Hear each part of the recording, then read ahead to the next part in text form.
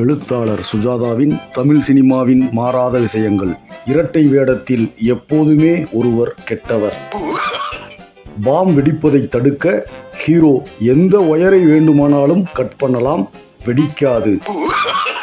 எத்தனை பேர் ஹீரோவை தாக்க வந்தாலும் ஒருவராக வந்துதான் உதைபடுவார்கள்.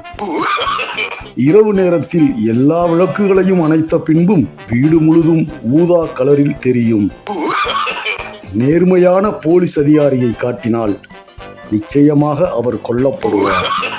வில்லன் ஹீரோவை நேராக சுட்டோ கத்தியால் குத்தியோ கொல்ல மாட்டார். ஹீரோ தப்பிக்க 30 நிமிடமாவது இருக்கும்படி சுற்றி வளைத்துத்தான் கொல்ல முயற்சிப்பான். ஹீரோ வில்லனிடம் செமையாக அடி வாங்கும்போது வலிக்கவே வலிக்காது. ஆனால் ஹீரோயின் பஞ்சு ஒத்தடம் கொடுக்கும்போது மட்டும் என்பான். ஒரு பெரிய கட்டடத்தின் ஜன்னல் கண்ணாடியை காட்டினால் அதை உடைத்துக்கொண்டு யாராவது விழுவார். ஹீரோவோ ஹீரோயினோ ரோட்டில் நடனமாட துவங்கினால் தெருவில் போகும் அனைவரும் அதே தாளத்தில் ஒரே மாதிரி நடனமாடுவார்கள்.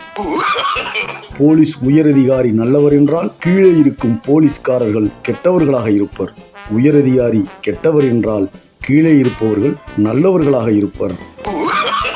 உணர்ச்சி வசப்படும் காட்சிகளில் திடீரென மின்னல் வெட்டி மழை வந்தே ஆக வேண்டும்.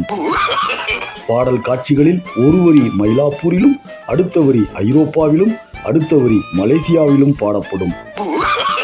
ஒரே பாட்டு பாடிக்கொண்டிருக்கையில் உடை மாறும், உடையின் நிறம் மாறும்.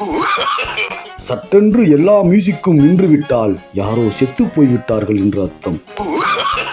கோர்ட்டில் யார் வேண்டுமானாலும் வழக்கின் எந்த கட்டத்திலும் நுழைந்து உடனே சாட்சி சொல்லலாம். கோர்ட் வாசற்படியில் நின்று கூட சாட்சி சொல்லலாம். மூர்த்தத்துக்கு நேரமாறுது, பொண்ணை வர சொல்லுங்கோ என சாஸ்திரிகள் அவசரப்படுத்தினால் பெண் காணாமல் போய்விட்டால் என எதிர்பார்க்கலாம்.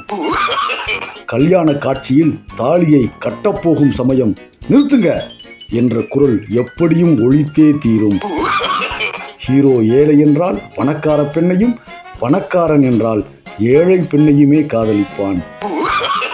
வில்லன் என்றாலே நிச்சயம் ஏதாவது கள்ளக்கடத்தல் செய்வான். ஹீரோ முதல் பாதி கிராமத்தில் இருந்தால் இரண்டாம் பாதி நகரத்திற்கு வருவார்.